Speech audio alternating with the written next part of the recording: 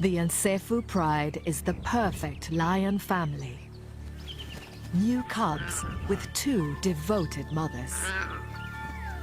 2 loyal fathers to guard them. But they've got teenagers, and that spells trouble. Turning from cubs into killers isn't easy. They must learn how to hunt and how to find their independence while staying loyal to their family. Teenage mistakes can have terrible consequences. They face betrayal, isolation, and death.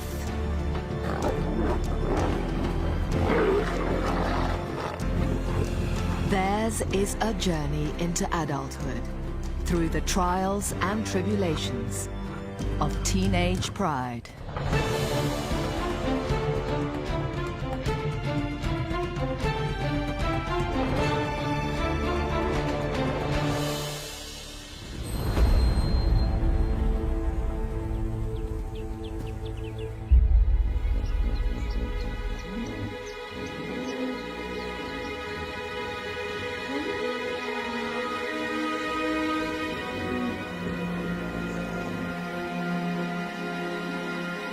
It's dawn, and the Nsefu pride relaxes after a busy night's hunting. The Nsefu lions are led by 2 dominant males in their prime. At the heart of the pride are 5 adult females and 6 new cubs born to 2 litters.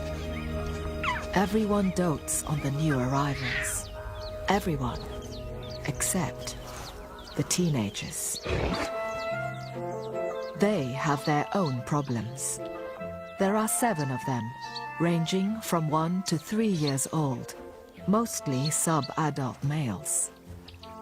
Like all teenagers, they face the difficult transition to maturity. But these adolescents are lucky. Their 25-square-mile territory is on the Luangwa River, the best lion real estate in the area. Born 8 weeks ago, the new cubs are now old enough to hang out with the pride, and even the 2 big males spend time with them.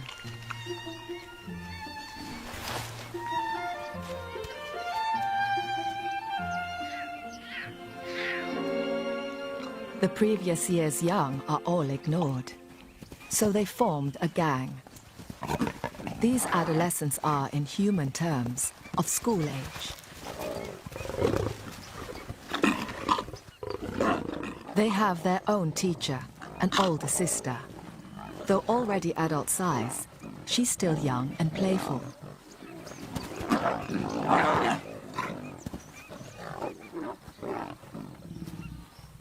Life was perfect until the 6 new cubs came along and stole the show. The mothers have their hands full now and pay little attention to their older offspring. Aunts and a grandmother are increasingly losing patience. Of the 7 teenagers, 4 are male, now with the first sign of manes. 3 of these are brothers. In their few years left with the pride, they have a lot to learn. Their big sister, their teacher, makes sure they keep up. There's a lot of land for dozy adolescents to get lost in.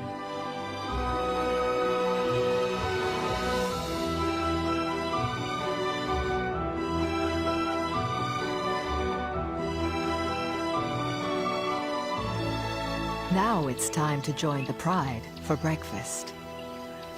The hungry teenagers are allowed at meals as long as they join the back of the queue.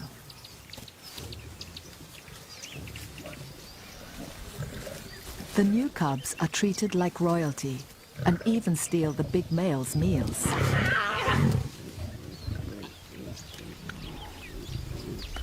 The mothers need extra food to make milk for the cubs. The males are grumpy about having to share. One antelope, stolen from a leopard, doesn't go far. The aunts try to eat their share discreetly until the teenage gang finds them and forgets their manners.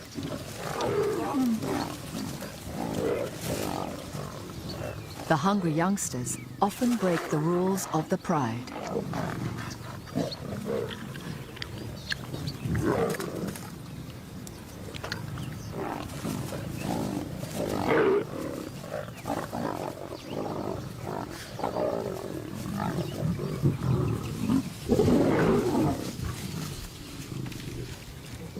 The big males send the adolescents packing.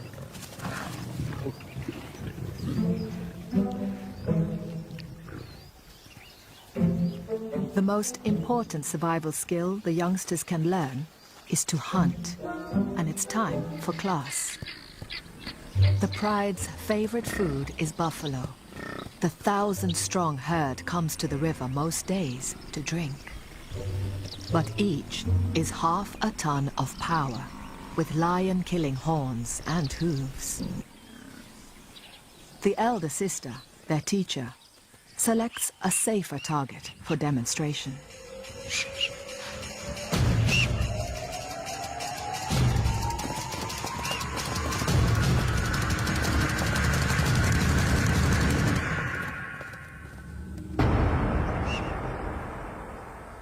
Hunting needs more work.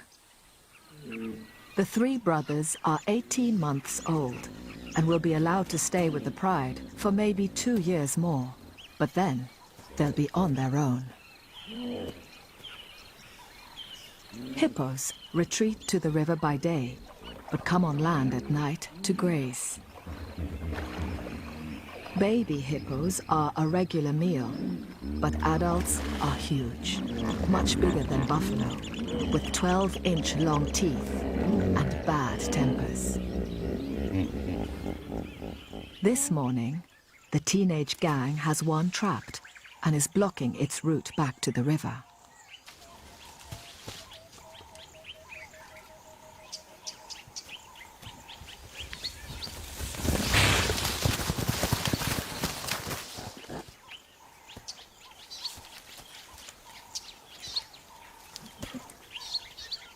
Potential predator and potential prey fight a battle of wills.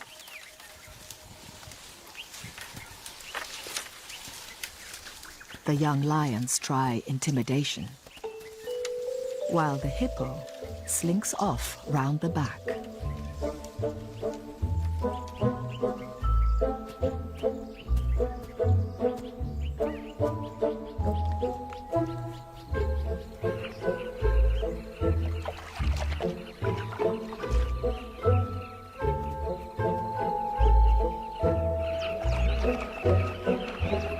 The chatter of brightly colored birds distracts the hungry teens.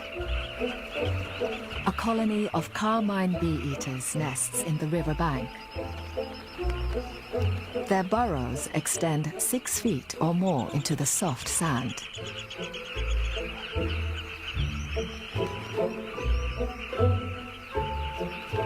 Lions aren't born knowing what's best to eat and whether these birds might make a meal. The years spent learning how to be a lion may be the most difficult and least understood of a lion's life.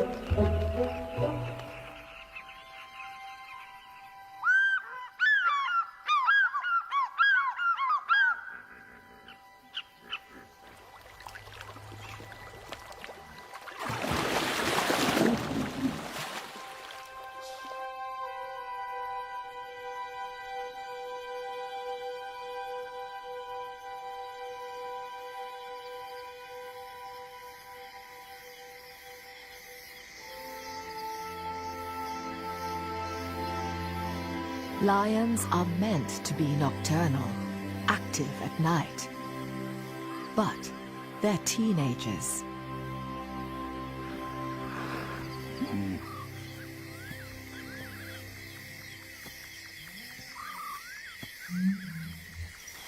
The hippos are braving the land to feed.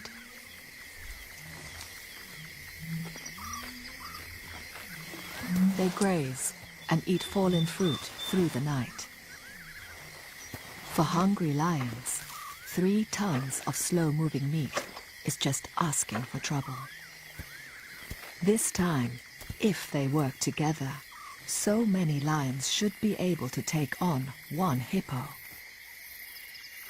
Yet the hippo is more intimidating than they are.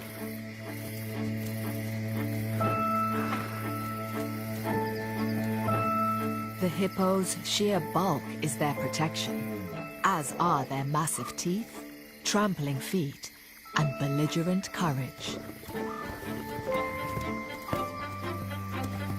Teenage lions have attitude too, and they spar with the hippos like matadors with bulls.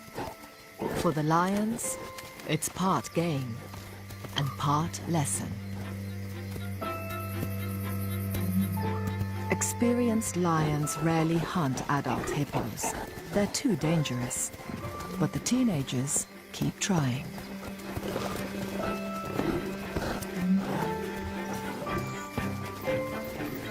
They'll eventually learn to look for calves or injured adults, which are easier prey. After taunting the hippos, the big sister leads the class inland. Hunting antelope requires specialist teamwork, and they practice most nights. They spread out. The idea is to drive an impala or a puku into an ambush. Antelope are faster than lions, and they work together too, alarm calling. It's time for the teens to test their strategy. Lions assign themselves different jobs in the hunt. Some become wingers, left or right. Others, part of the charge or the ambush. Once a lion learns its job, it'll eventually fulfill that role in each hunt for the rest of its life.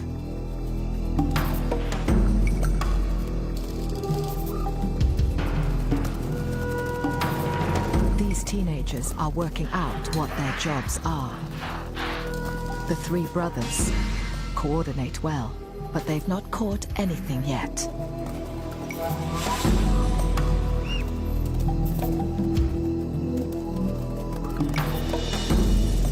The elder sister drives a puku straight towards them.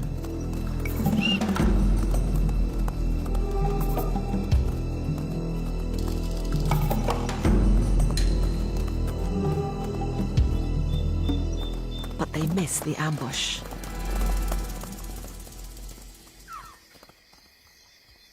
Behind the younger brother, there's one of the cubs, lost and alone.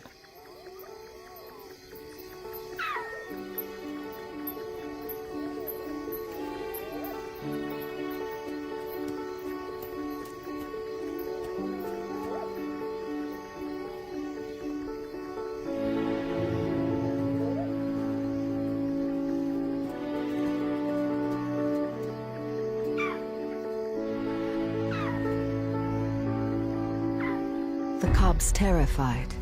There are leopards and hyenas around, and he latches on to the teenagers.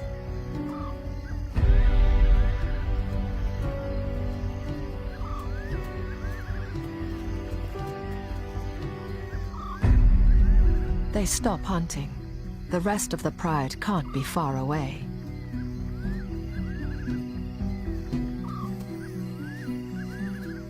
But the cub's older siblings may not give him the safety he seeks. Teenagers play rough. There's still resentment towards the cubs. Jealousies within a family are normal. Before the cubs came along, life was better. And now they wait at the back of the queue. Adolescents have many conflicting instincts. They recognize their little brother. He's one of the family. But lion males are cub killers, an instinct needed for when they take over a pride.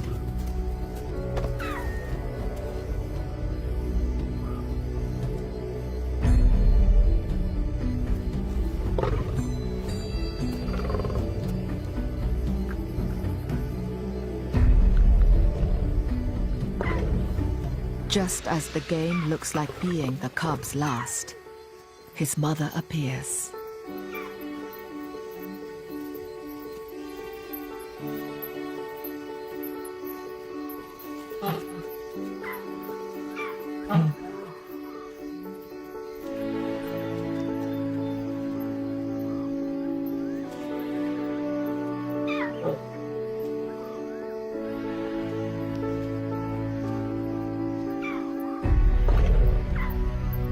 The teenagers want their plaything back.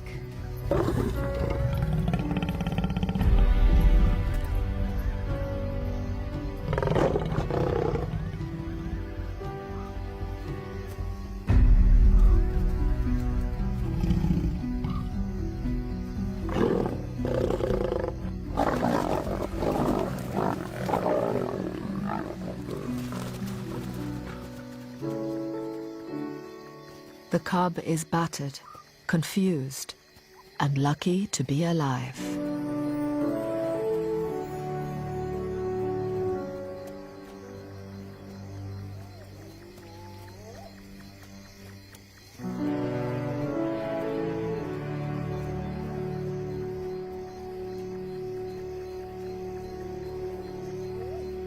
Reprimanded, the adolescent gang heads back to the Pride.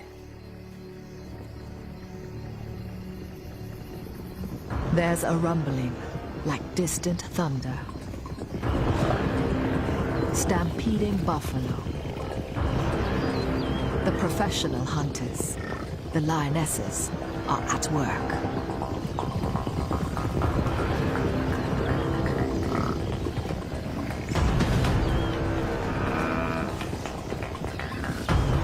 It's a big opportunity for the teenagers to prove themselves.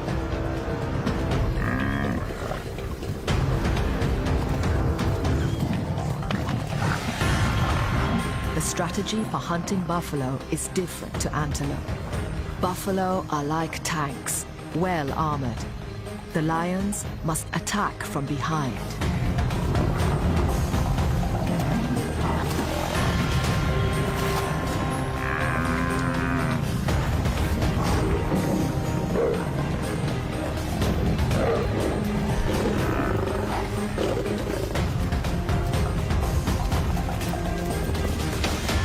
Buffalo is strong and can wheel around, slashing with his horns, lashing out with his hooves. He tramples and kicks one of the yearlings.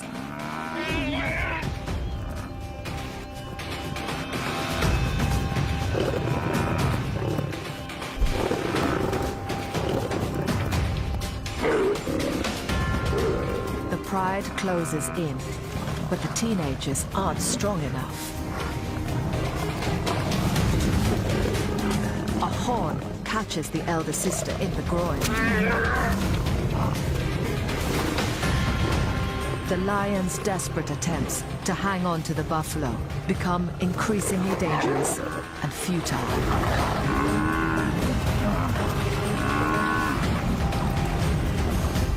One by one, the lions peel off. Teeth and claws aren't enough. It takes experience as well as courage, and knowing when to back down.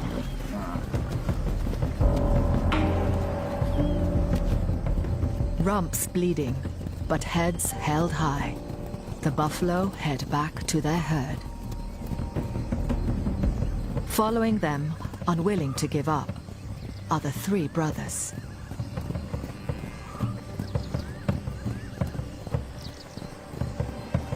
The rest of the pride leaves them to it.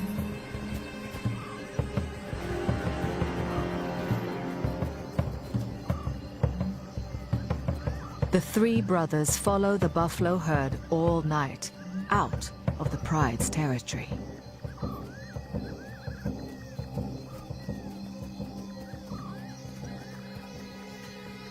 But after a few hours, they've lost the buffalo and their pride.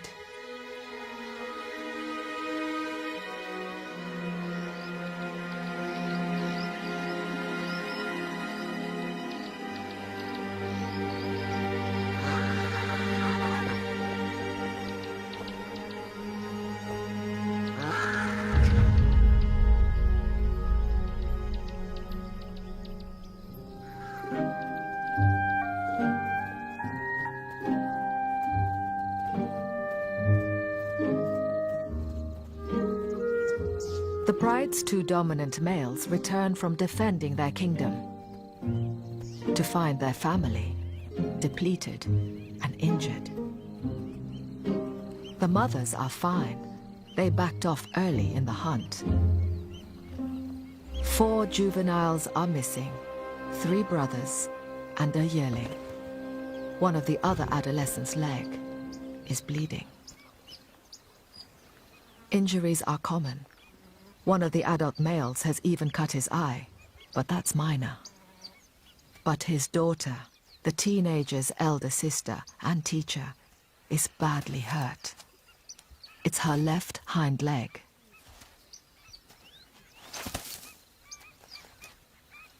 She's fortunate to have the pride. Solitary cats, like leopards, starve when they can't hunt.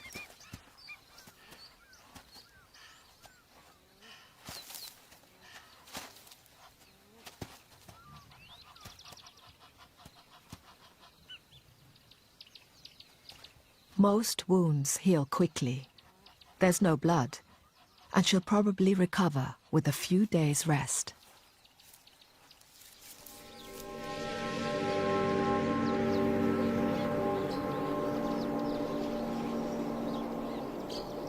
But the trampled yearling is not so lucky.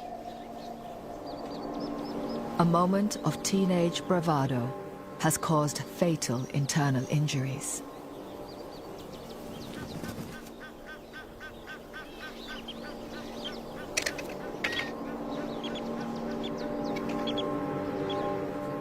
Courage alone is no match for a half-ton of buffalo. The night's injury list grows longer. The lost and found cub can barely walk. The teenagers were rough.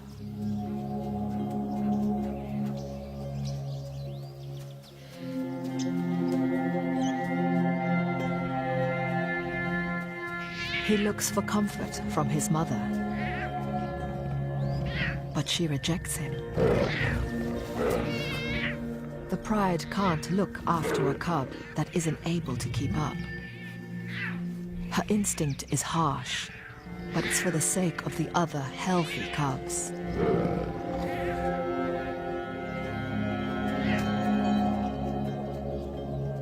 One night of teenage havoc has devastated the whole pride. The 2 adult males don't stick around to help. They often split up to patrol their borders and cover more territory.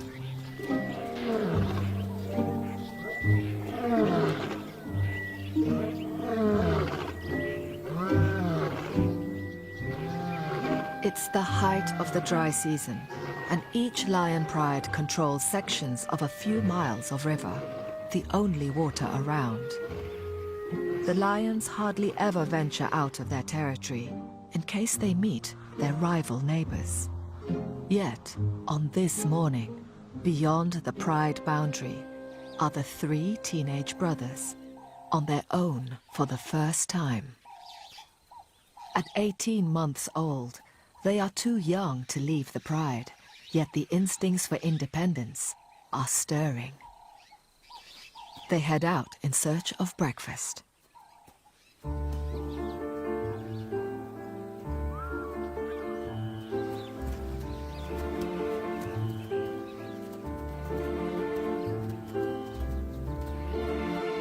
They have a swagger, a confidence. This is the beginning of a great adventure.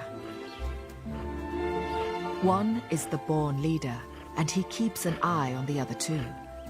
He waits for them.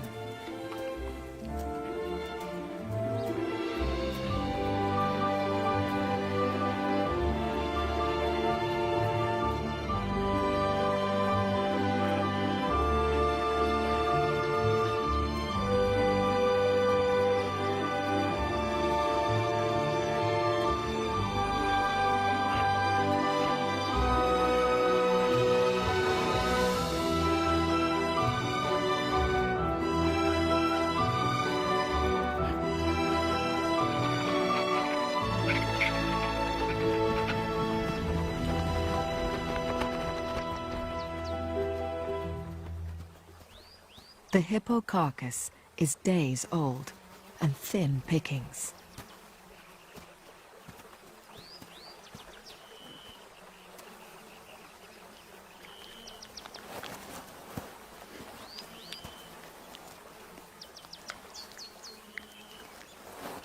The leader lets the younger two find what they can. A foot doesn't have much meat, just skin and gristle. They should be careful. Their stomachs aren't accustomed to rotting carcasses. But it's something they may need to get used to.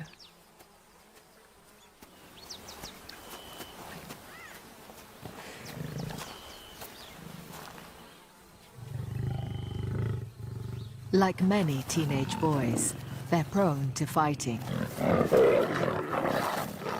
But sibling rivalry could tear the coalition apart, and they must learn to support each other. Their survival is at stake.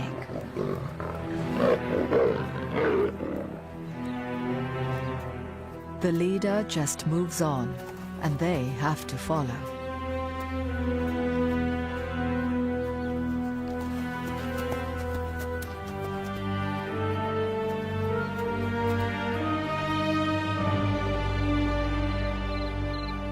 It's October, and South Luangwa National Park is waiting for the rains. These 3,000 square miles of wilderness have been eaten bare. The grass has gone. This is now a land of hunger.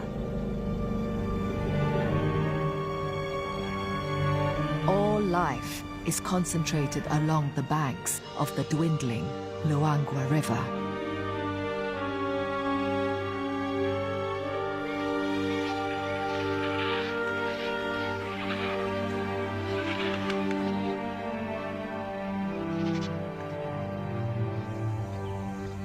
Drawn by the only water, a lone lioness, a nomad.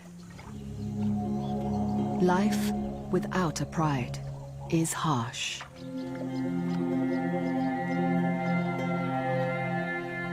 Single lions can scrape by for years, eking out an existence, hiding and starving.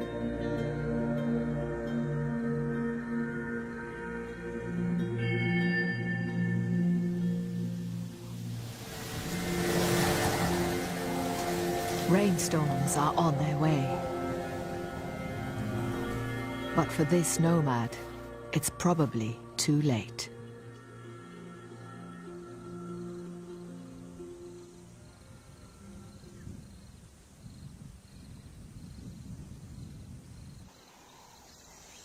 The three brothers are tense, staring intently.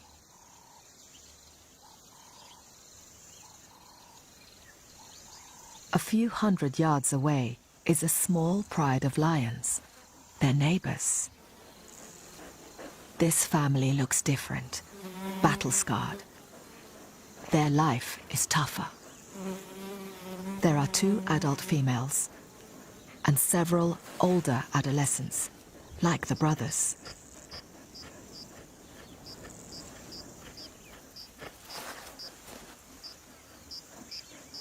This is a hardened pride from the wrong end of town.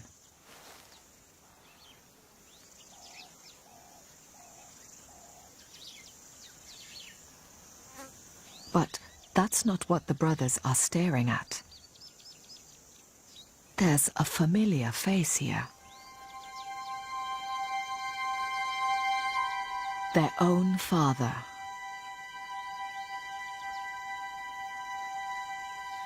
One of the 2 Nsefu pride males has a second family across the tracks. It's unusual, but here the park has a shortage of adult males due to trophy hunting outside the reserve.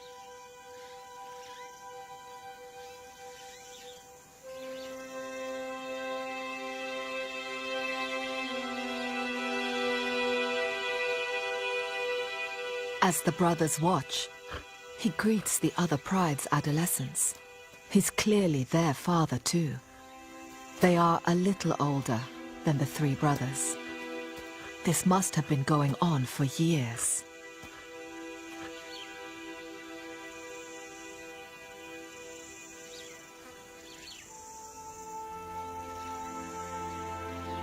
Cuts and scars tell of a hard life. Small prides do less well, pushed into lower grade areas.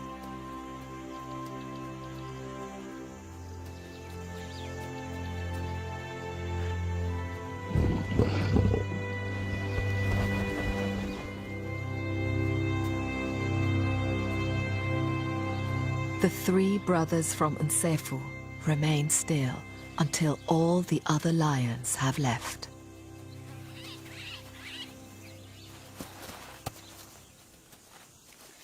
Confused, their confidence gone, they nuzzle for reassurance.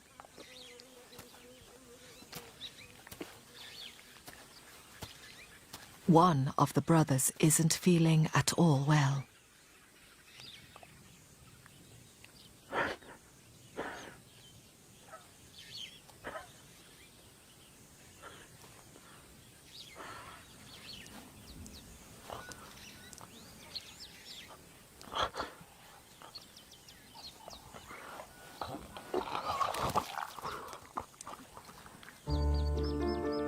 Maybe it's the effect of the rotten hippo.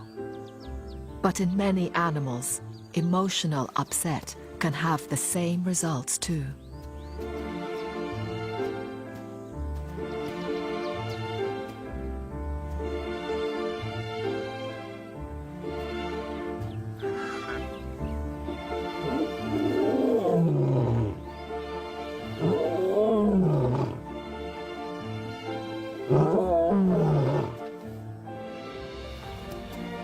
Juveniles rarely roar, but when they do, it's often full of meaning about their pride, their alliances, and strengths. It's about who they are.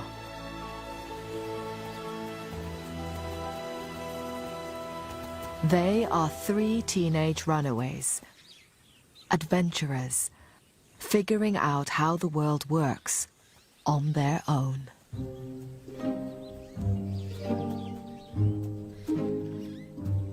A few days later, the big male returns to the Nsefu pride, as if nothing's wrong.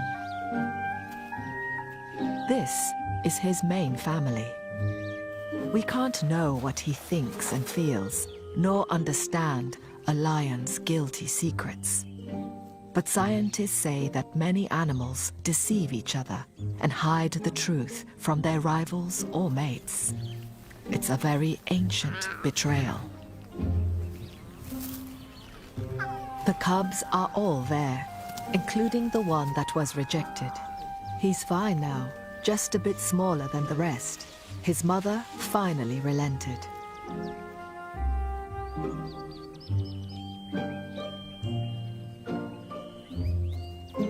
Ignored in the past by his mother and brothers, the lucky survivor is forging a special relationship with his father.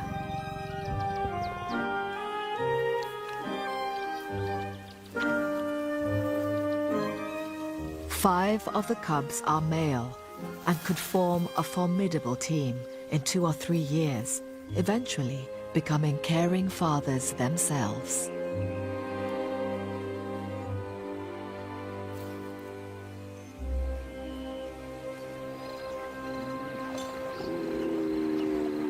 The falling river shrinks the hippo pools. The territorial males aren't happy with their newly confined quarters. If the dominant hippo doesn't get you, the crocs may. Injuries are inevitable. Under cover of darkness, a wounded hippo retreats to the bank. With luck, darkness and dense bush would hide him. But he comes face to face with the Nsefu mothers, and doesn't stand a chance.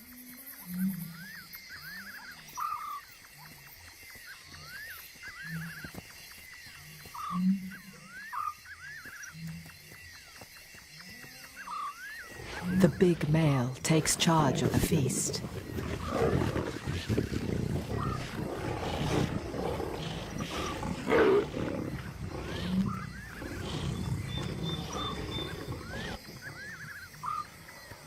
An adult hippo is a huge meal, more than enough for them all. Yet, there's an unusual tension.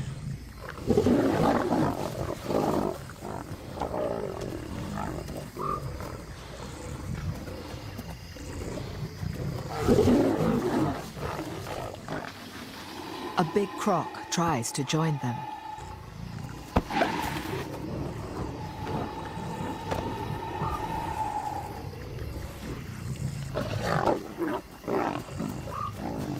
It's too dangerous, even for him.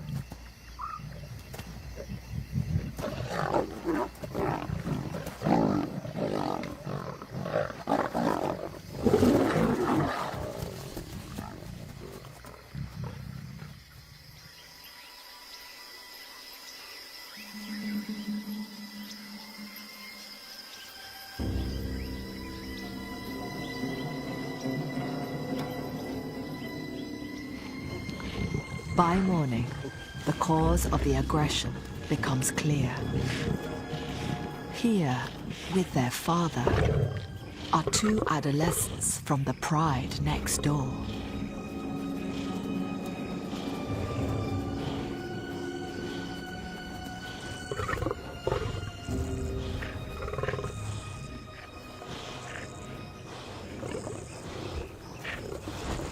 The Nsefu mothers are the most upset.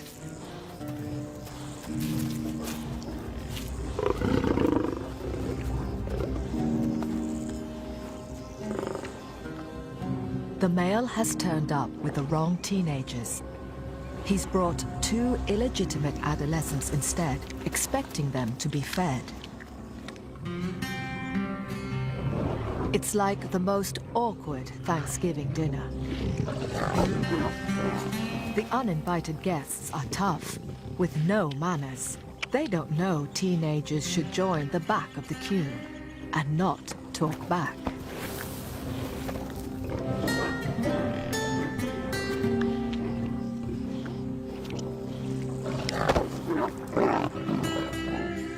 The mother's building anger becomes more evident. The two intruding adolescents are outnumbered and in serious danger. They have to leave right now.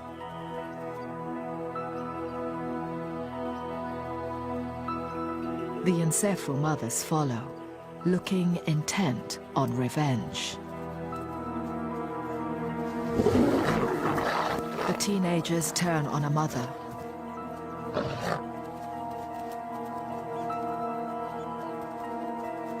All 5 Nsefu females arrive. The big male tries to contain things and is turned on.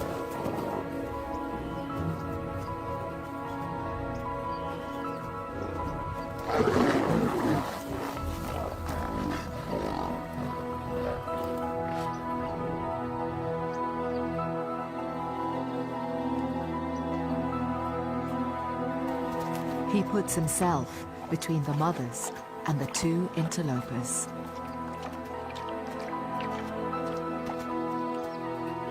Then, in a display of rightful bloodline, the teenagers nuzzle their father farewell.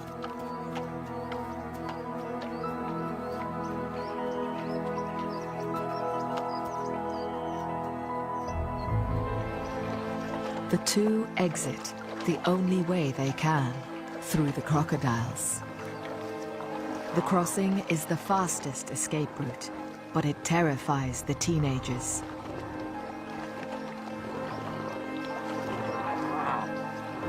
They've met their father's main family. Maybe they too thought they were the only ones. It seems Everyone's feelings are hurt.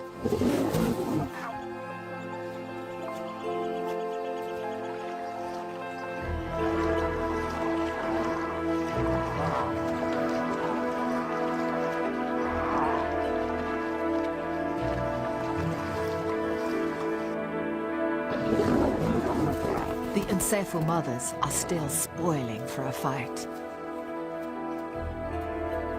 The neighboring adolescents return home unharmed and well-fed.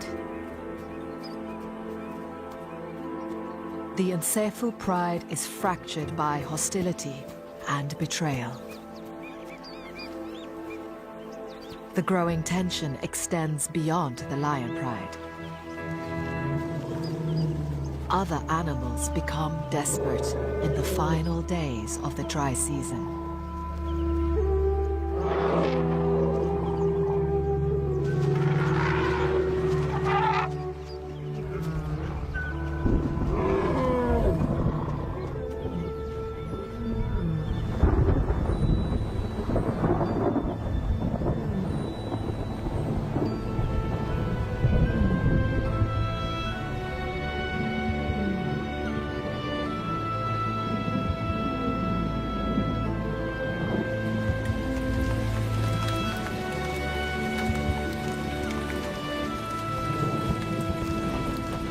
Once the rains come, the antelope can drink anywhere and move away from the river in the hope of better grass.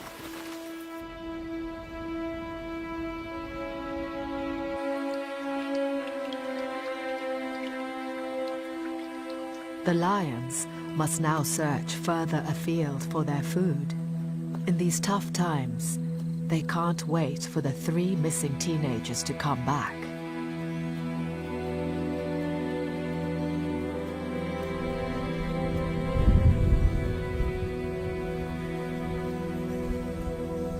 The young cubs have no choice but to try and keep up.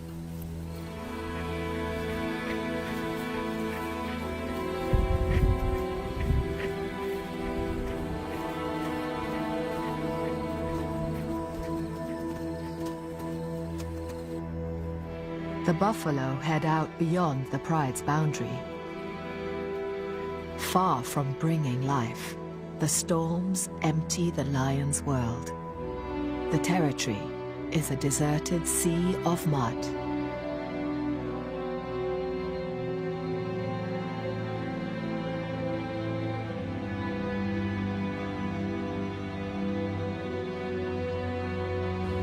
The hippos, at least, are happy.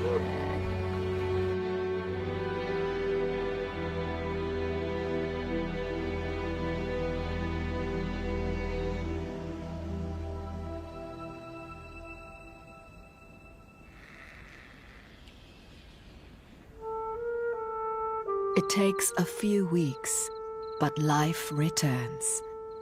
Grass grows, and the fresh flush is richest around the river.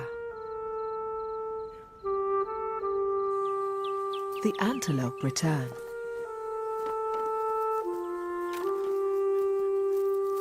Mud, churned by buffalo and baked dry, transforms into lush lagoons.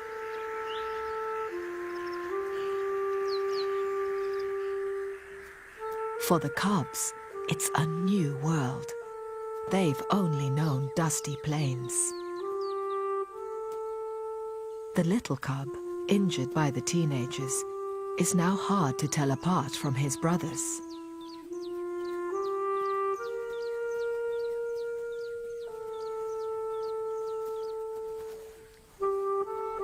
The big males are spending more time protecting their youngest heirs.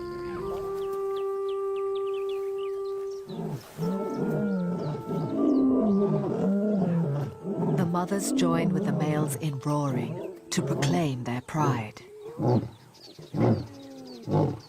The only ones missing are the 3 brothers. They haven't seen them since the buffalo hunt.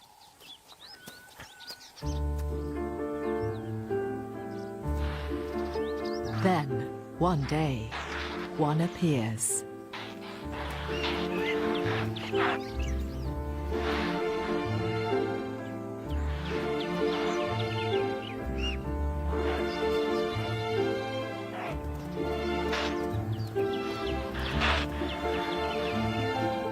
following him, the other two.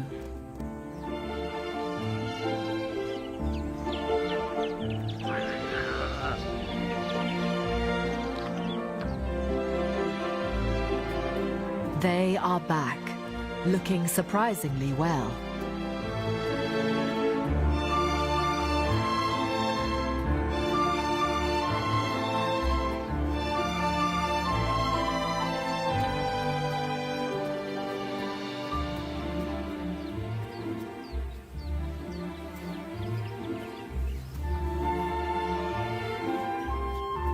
They are welcomed as part of the family.